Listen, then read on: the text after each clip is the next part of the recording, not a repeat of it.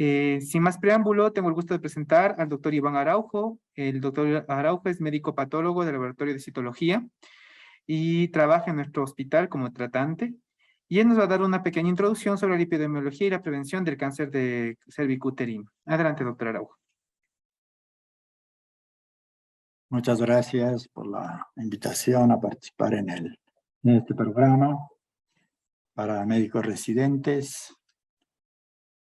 Voy a hacer una pequeña introducción y luego el doctor Ricardo Casillas va a abordar a profundidad cada temática. El cáncer de cervix ha sufrido mucha variación en su epidemiología, en especial en los países desarrollados, gracias a la prevención tanto primaria como secundaria. Vamos a ver un mapa de...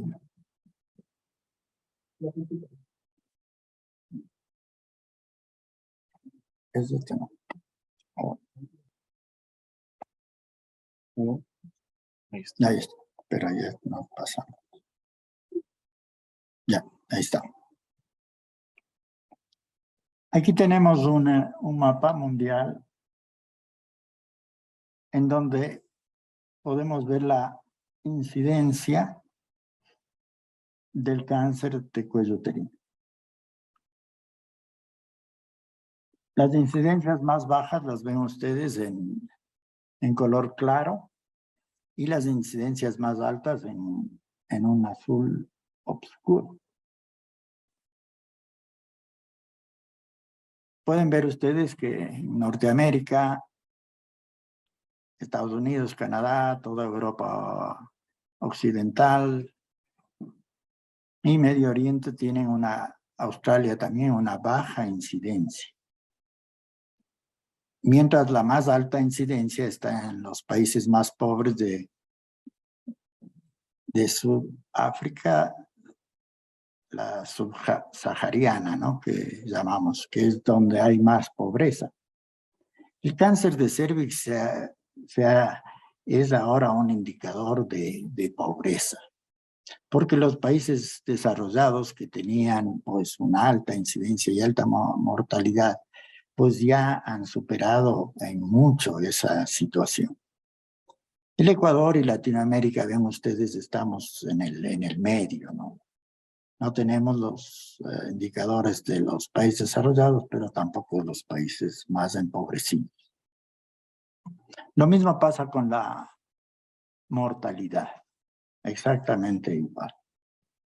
Los países que han tomado ya las medidas adecuadas ya tienen una mortalidad muy baja de cervix, que hace pues 60 años tenían una mortalidad alta.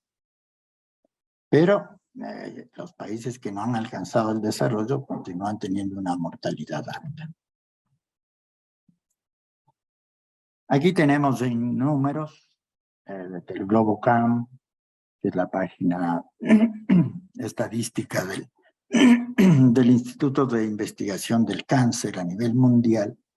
Son datos estimados que se realicen de acuerdo a los registros de tumores de los diferentes países. Aquí ustedes tienen la incidencia, miren, un número más o menos estimado en el año 2020, de un poco más de 9 millones en ese año, estimadamente. Y el primer cáncer, el cáncer de mama, después del colorectal, el de pulmón y el de cervix en cuarto lugar. En los países desarrollados ya el cáncer de cervix está muy atrás, ¿no? Pero como esto es un estimado mundial, ustedes tienen el cáncer de cervix en un puesto importante, cuarto puesto, ¿no? Igual pasa con la mortalidad. En la mortalidad más o menos un 50% sería 4 millones y pico de pacientes fallecidos en ese año. Vamos a ver brevemente lo que pasa en Quito. En Quito tenemos al cáncer de cervix en un tercer lugar. Mire. En Ecuador probablemente esté también en un tercer lugar disputando con el estómago, ¿no? Y lo que nos sorprende aquí es el cáncer de tiroides, que ya le superó al cáncer de mama en Quito. A nivel nacional no todavía, porque el cáncer de mama sigue siendo el primero. Después vendría pues el tiroides y el cervix y el estómago serían disputando el tercer lugar en incidencia, ¿no? En la mortalidad cambia un poquito, pero el de mama muy probablemente no tenemos datos así muy fidedignos, pero va a ocupar el primer lugar en mortalidad. En el segundo lugar, entre el cervix y el estómago estarían disputando el segundo y el tercer lugar, ¿no? Y el cáncer de tiroides ventajosamente no produce una mortalidad alta, es una mortalidad muy baja. La subida de cáncer de tiroides en nuestro medio, sobre todo en Quito, mucho depende de los diagnósticos de microcarcinomas de tiroides, ya abordarán eso en el módulo correspondiente, y pues que tienen un tratamiento muy conveniente y no han sido los cánceres tiroideos agresivos, ¿no? Aquí tienen brevemente unas tasas de incidencia estandarizadas según los registros de tumores de las diferentes ciudades de nuestro país. Llama la atención un poco Machala y Loja con incidencias más altas, y pues Cuenca y Manabí con incidencias algo más bajas. Algo que nos preocupa es que, miren, en el transcurso del registro de tumores, que nació en 1985, o sea, hace más de 3 décadas, la incidencia ha tenido una muy baja caída con respecto a la población general. Y la mortalidad prácticamente no se ha modificado. A pesar de todos los avances que ha habido, inclusive en la salud en nuestro medio, ¿no? Y de nivel social, la mortalidad casi no ha variado. Y eso sí es preocupante. En parte es por lo que los pacientes acuden ya en estadios tardíos. Si ustedes revisan el libro del anuario que se publica, bueno, se publica cada 5 años en el registro de tumores, pero se saca permanentemente también actualizaciones. Tenemos un alto índice de estadios tardíos en el momento del diagnóstico, ¿no? Pues en resumen muy breve, que el doctor Casillas lo va a ampliar muy adecuadamente, la Organización Mundial de la Salud habla de prevención primaria, secundaria y terciaria en cáncer cervicuterino. En la primaria está esencialmente la vacunación. Como ustedes saben, hay varios tipos de vacuna actualmente. La primera teníamos la bivalente, que tenía para los principales genotipos al 16 y 18.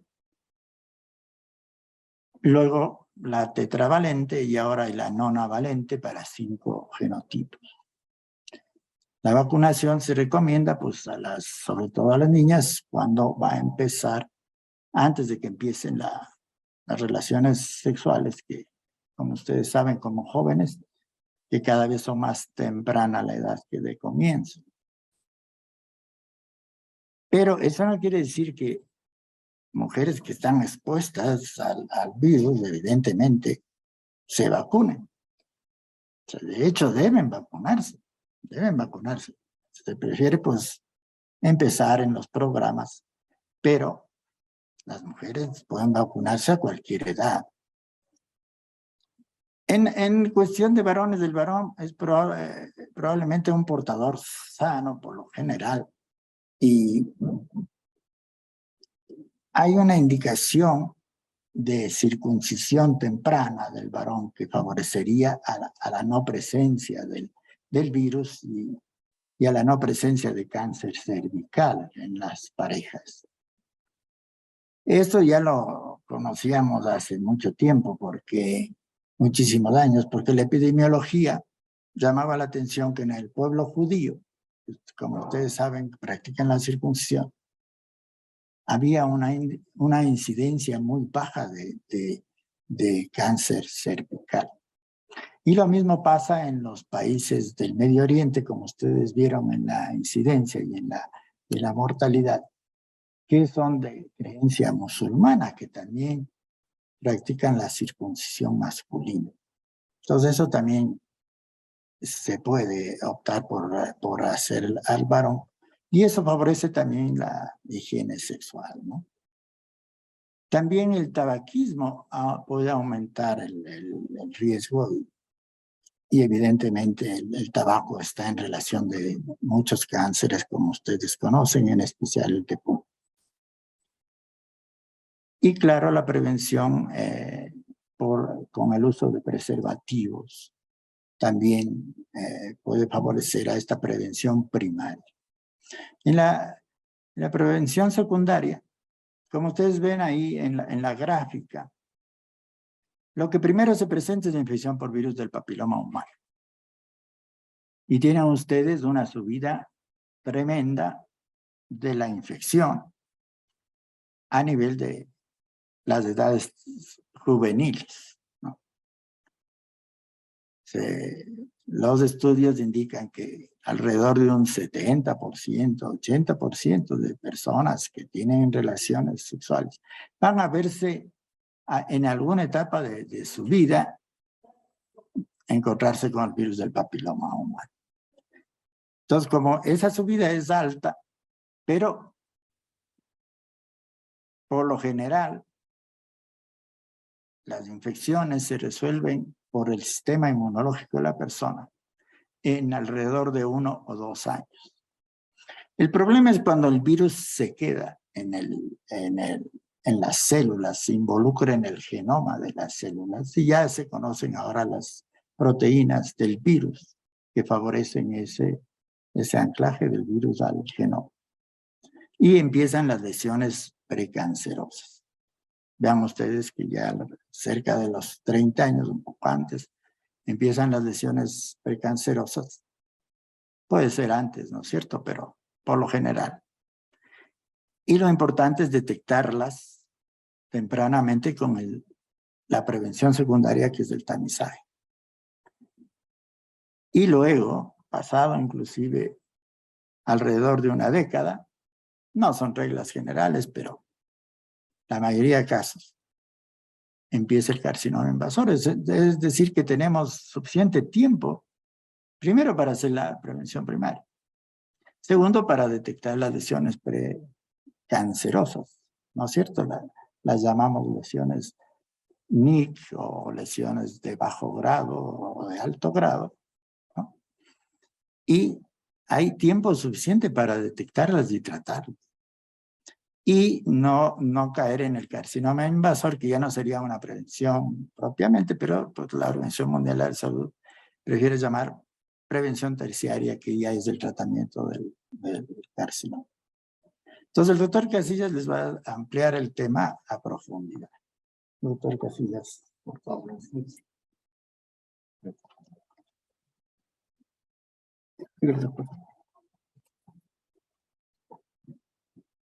Gracias, buenos días. Yo voy a hablar de todo lo que implica las generalidades del cáncer de cervix. Importante la acotación del doctor Araujo para concientizar en esto. Mis tutores de esta exposición son el doctor Iván Araujo, médico tratante de citología aquí presente, y el doctor Fernando Endara, médico tratante del área de colposcopía.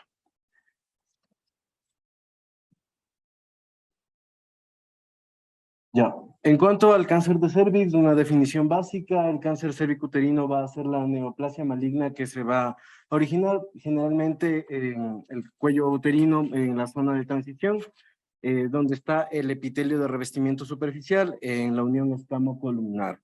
Esto va a quedar un poco más claro en esta imagen. Aquí vemos que esta es la zona de transformación. En esta imagen les explico un poco más claro.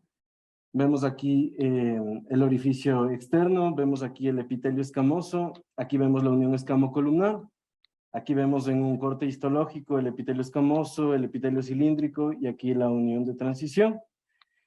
En este corte más esquemático, importante determinar cómo esta es la zona de transformación originada por la unión escamocolumnar nueva y esta es la unión escamocolumnar primitiva que ha migrado. Esta migración se ve acorde a la edad y también relacionada con el uso de anticonceptivos. Súper importante este dato en el diagnóstico y en los factores de riesgo. Entonces vamos a saber que el cáncer de cervix va a estar relacionado directamente con la infección del VPH o el virus del papiloma humano. Los genotipos de alto riesgo van a ser el 16, el 18, el 56, el 58, el 73. Van a desarrollarse generalmente en carcinomas. También tenemos los otros subtipos que van a dar lesiones intraepiteliales que pueden ser premalignas y avanzar a invasivas o cáncer. Les explico un poco más aquí detallado, pues la infección se va a dar mediante una discontinuidad en el epitelio por agresiones, generalmente en el acto sexual. La infección va a ir desde el epitelio superficial al basal y la réplica vírica va a empezar desde el epitelio basal hacia el superficial. Esto es importante para determinar los tres posibles escenarios que podemos tener ante la infección. Una infección latente, donde en su epitelio basal van a tener las réplicas víricas en su potencial reproductivo. Una lesión, que son los condilomas o verrugas. Y una adaptación de la célula vírica con el genoma de la célula hospedera, originando las células de cáncer, ¿no? Y el carcinoma como tal. Entonces, súper importante en la primera fase, ya que esto podría darnos digamos, un signo de pesquisa, ya que sería la paciente que tiene infecciones a repetición, damos tratamiento, vuelve al consultorio por infecciones, cambiamos el esquema de tratamiento. Entonces, como en este proceso va a estar la replicación viral en su máxima exponencia, pues los cambios inflamatorios y todo eso van a hacer que la paciente sea susceptible a infecciones. Por eso, dependiendo del nivel en el que estemos atendiendo, sería importante hacer un seguimiento en esta paciente y posibilidad o no de tomar una biopsia, siempre analizando riesgo-beneficio. Bueno, eso en cuanto a la presencia de la enfermedad. En los datos epidemiológicos que ya nos comentó el doctor, súper importante ver que las tasas de incidencia y mortalidad mundiales van a depender de la presencia de programas de detección y vacunación. Esto es súper importante en nuestro contexto clínico a nivel hospitalario, ya que vemos que es la mayoría de hospitalizaciones que tenemos y también la mayoría de complicaciones y asistencias que requieren inmediatas, incluso para continuar el tratamiento. Y a nivel epidemiológico también, al estar en Sudamérica y como vimos en los datos reflejados anteriormente, sigue siendo la segunda causa de cáncer en mujeres, también aumenta su mortalidad.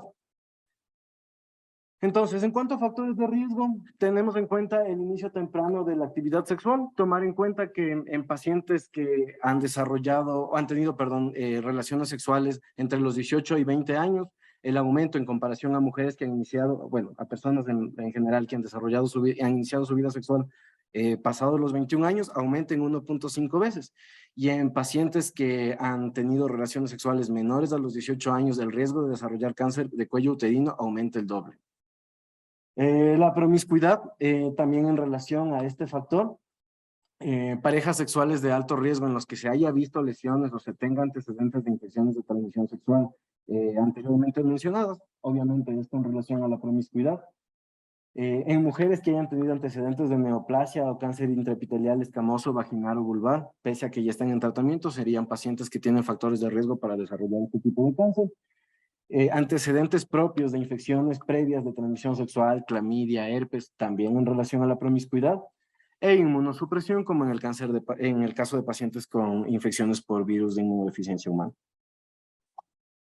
Cofactores, estos cofactores van a ser factores de riesgo que no van a estar relacionados directamente con el virus del papiloma, sin embargo también van a tener una constante correlación con los factores de riesgo predisponentes del papiloma en sí, que van a ser la multiparidad, generalmente por igual relacionado a la promiscuidad y a un bajo nivel socioeconómico.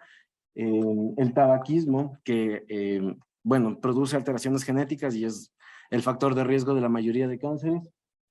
Una anticoncepción hormonal mayor a 5 años, que ya se ha determinado en varios estudios, por lo que les comentaba, aumenta esta zona de transición por migración, aumentando la zona metaplásica, predisponiendo obviamente a el desarrollo de cáncer de cuello uterino.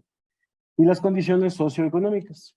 Igual todo esto va a estar relacionado a multiparidad, a promiscuidad y a falta de un cribado eficaz.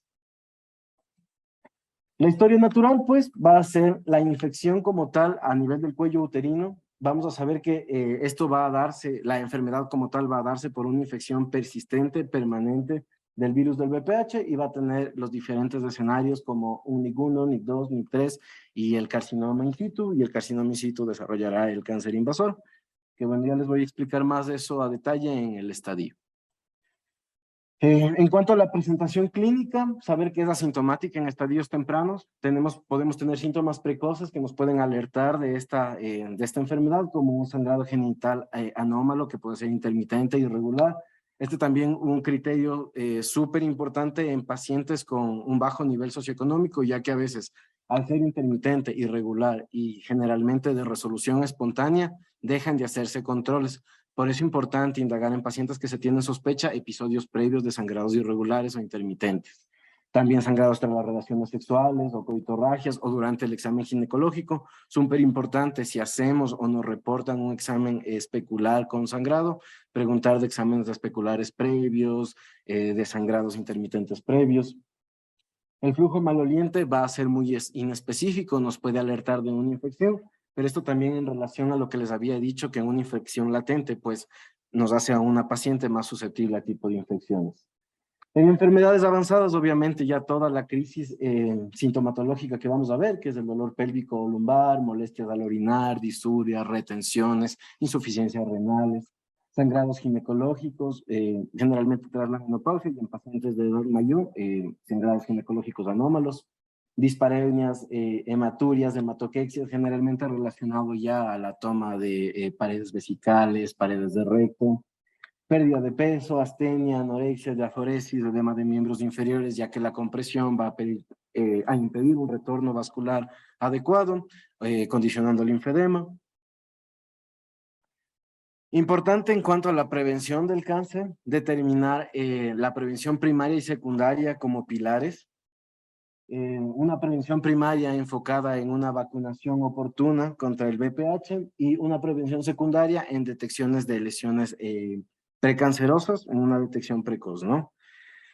Importante en el encuadre o el enfoque de la OMS, que son, digamos, metas o goals que se tienen a través de planes que se intentan implementar en todos los países miembros. Es del 90-70-90. 90% de las niñas menores a 15 años que hayan recibido las 2 dosis de vacunación en un periodo menor a un año.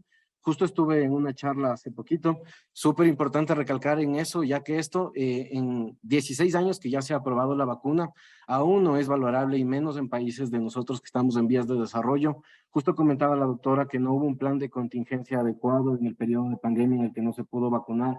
Hubieron niñas menores de 15 años que recibieron la primera dosis, la segunda dosis quizás después del año, o no recibieron segundas dosis. Entonces, cuando logremos alcanzar esto, pues la reducción de la incidencia del cáncer de cuello uterino va a ser importante. 70% de mujeres entre los 35 y 45 años que hayan sido testeadas con una prueba de cribaje adecuado. Ya les voy a dar las recomendaciones de la OMS en eso. Y 90% de las personas que estén detectadas, ya sean con lesiones de bajo grado o de alto grado, o en cáncer avanzado, incluso que ya tengan su atención, sea esta conizaciones, cirugía, radioterapia, quimioterapia o incluso cuidados paliativos, ya que es un gol de la Organización Mundial de la Salud tener abarcado todos estos escenarios. En cuanto a la prevención primaria, recalcar que hay 4 vacunas precalificadas por la OMS. Aquí, a nivel del Ministerio de Salud Pública, sí tenemos la monovalente. Debe estar realizada en niñas de 9 a 14 años, ya que son, en teoría, las niñas que no van a estar expuestas a la infección, es decir, no han iniciado aún su actividad sexual. Saber que casi todas las vacunas van a estar enfocadas en cubrir los genotipos de más productores de cáncer de cuello uterino. Identificamos que el 16 y el 18 van a producir el 70% de cáncer de cuello uterino. La vacuna nonavalente también va a cubrir el otro 20% de genotipos que causan el cáncer de cuello uterino y también genotipos que van a producir lesiones verrugosas. Entonces, súper importante saber que si bien la OMS y la OPS más bien es determinante en que sean las mujeres las pacientes vacunadas, al dato que nos dio el doctor Araujo, que el hombre sería generalmente el paciente portador asintomático, también implementar la vacuna en niños, ¿no? Y esto es un dato súper importante, ya que nosotros también a nivel primario hemos visto que en pacientes que ya están vacunadas, generalmente el cribado queda desechado o queda en segundo plano, queda rezagado tal vez a pacientes que solo presentan síntomas, pero la OMS es muy tajante en decir que la vacunación no va a sustituir el cribado. Es decir, la prevención primaria y la prevención secundaria deben estar de la mano y ser leyes o planificaciones estandarizadas a nivel del sistema de salud. Entonces, en cuanto a recomendaciones de la prevención secundaria, hay conclusiones de la OPS, de la OMS. La OMS un poquito más tajante o más rigurosa, más exigente. La OPS determina como súper importante la detección precoz y el tratamiento de lesiones precancerosas. Recomiendan adoptar un método de tamizaje y tratamiento, sino más bien, y también, si se puede, tamizaje, diagnóstico, es decir, genotipificar, las lesiones para determinar cuáles de estas pueden ser potencialmente malignas y que reciban su tratamiento adecuado. La OPS recomienda un tamizaje cervicuterino por lo menos una vez en mujeres de 30 a 49 años y en menores de 30 si hay indicios, ya sea familiares o por factores de riesgo, pues en realizarlas igual, ¿no? Las pruebas de detección que la OPS avala son estudios citológicos, que es el Pap test, la inspección visual y la detección directa del VPH. La OMS recomienda a partir de los 30 años en poblaciones femeninas en general y en personas que tienen VIH a partir de los 25 años, una prueba validada de genotipificación de virus del papiloma humano cada 5 a 10 años y en mujeres con VIH cada 3 a 5 años. La OMS va a alentar en países a utilizar el cribado de virus de papiloma humano en el cuello uterino, ADN o ARN. Sin embargo, en el contexto nacional y global, difícilmente que en todos los niveles podamos hacer este tipo de cribado. Entonces, como un breve resumen diagnóstico o algoritmo diagnóstico, saber que generalmente va a ser histopatológico, no exentar o obviar el examen físico, un examen pélvico adecuado, que cualquier lesión elevada, friable o que tenga la apariencia de un condiloma debería ser biopsiada, y tampoco olvidarnos de palpar ganglios inguinales, cervicales, axilares. Si hay una lesión sospechosa, es importante tener una prueba del virus del papiloma, que sería el principal tamizaje de cáncer cervical.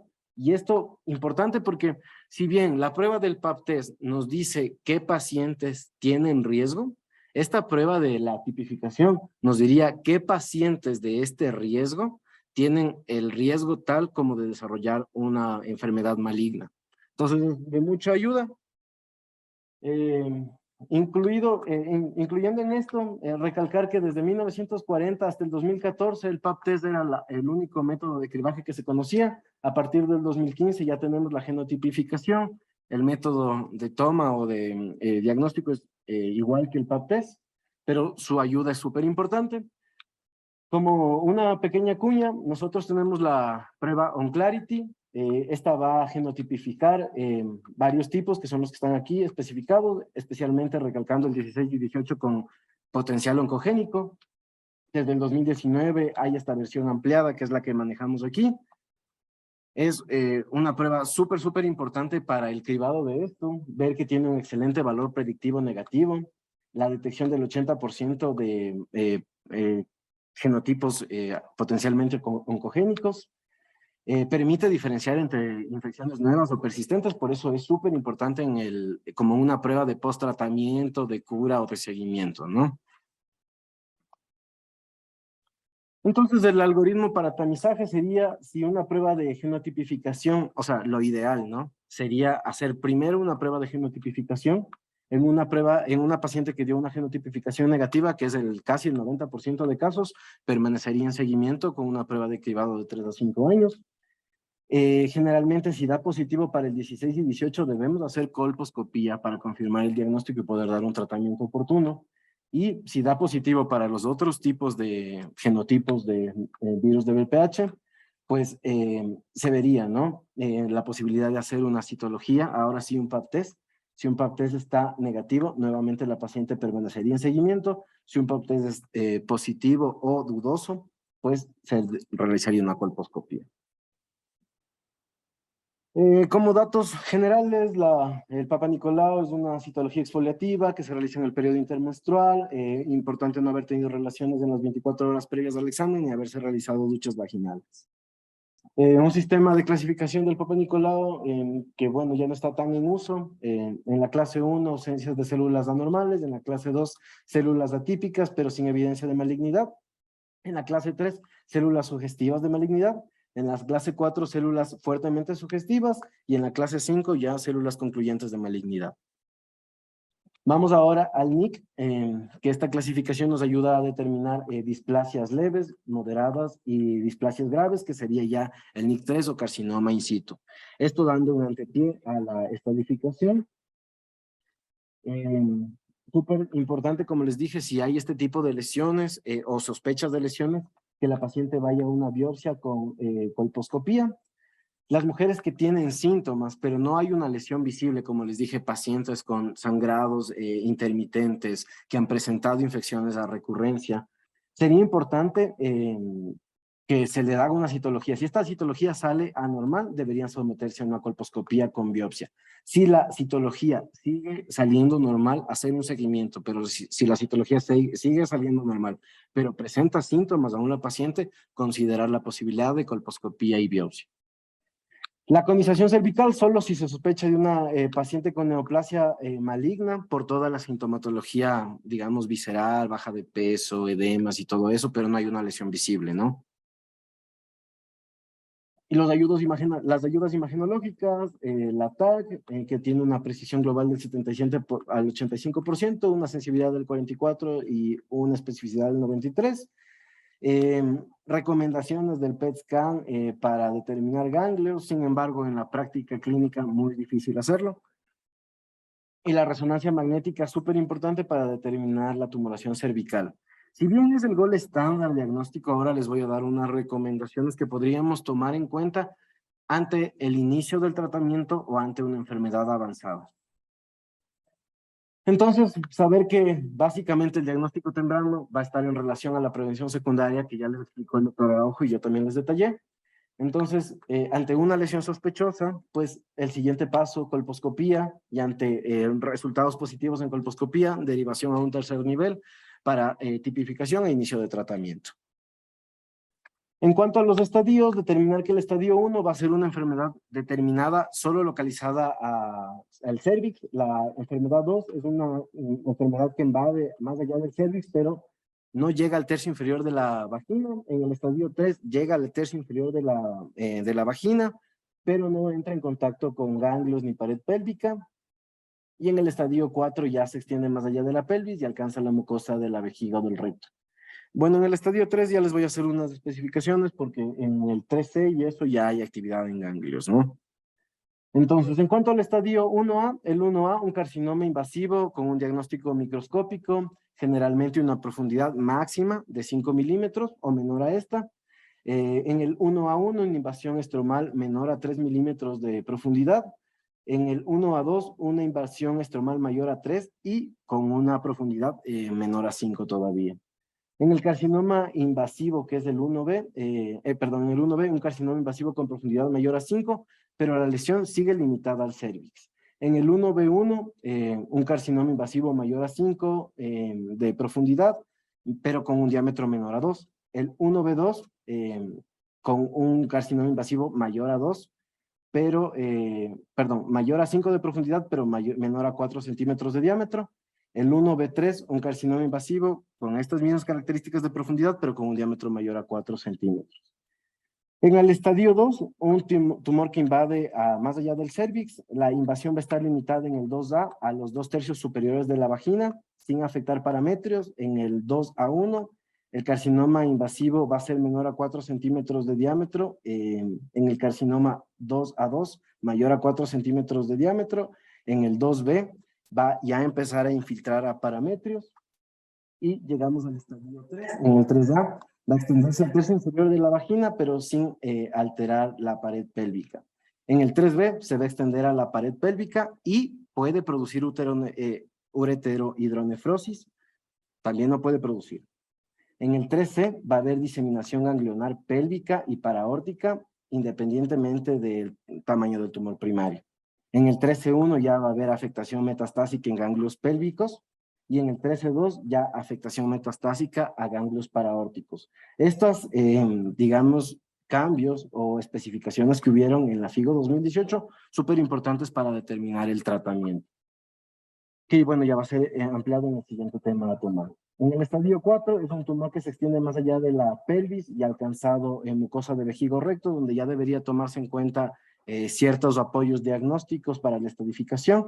El 4A de diseminación a órganos adyacentes y el 4B diseminación a órganos distantes.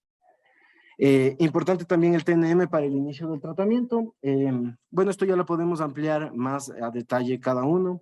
Está súper relacionado a los estadios 1, 2, 3. T1 que abarcaría hasta el 1B3, T2 que abarcaría todo el estadio 2, T3 que abarcaría todo el estadio 3 y ya T4 con metástasis que ya abarcaría el estadio 4. Importante en esto, ya que hasta el estadio 1A, diagnóstico y tratamiento sería a base de conoscopía. Hay unas sugerencias entre la guía europea y la guía de la ASCO, súper importantes de determinar, ya que ahora hemos tenido pacientes que se han retenido en su diagnóstico por imposibilidad de acceder a estudios de estadificación. Entonces, en estadios tempranos, hasta el 2A1, importante, bueno, aquí lo clasifican más bien, y sería importante determinar eso, óptimo y lo mínimo que podemos hacer para estudiar el cáncer. Lo óptimo sería una resonancia magnética de pelvis y abdomen y una placa de tórax, solo una RX de tórax. Lo mínimo que podríamos hacer sería una TAC de abdomen y pelvis, o en otro caso, analizando riesgo-beneficio, un eco de abdomen y pelvis y una radiografía de tórax. En enfermedad localmente avanzada, que iría desde el 1B2 hasta el 4A, lo óptimo sería una resonancia magnética de pelvis y una RX de tórax también. Y lo mínimo que podríamos hacer igual sería una TAC de abdomen y pelvis, en contraposición también podríamos hacer un eco de abdomen y pelvis y una RX de tórax. Importante para determinar o si ya hay sospecha de actividad o de ganglios a nivel de mediastino, sí sería riguroso o necesario el estudio comparativo y evolutivo con una tomografía. Entonces, como conclusiones, en el estadio 1A1 y 1A2, súper importante un examen microscópico a través de una conoscopía e informar si los márgenes son negativos, ya que si los márgenes de la biopsia cónica son positivos, al paciente se le asignaría un estadio 1B1.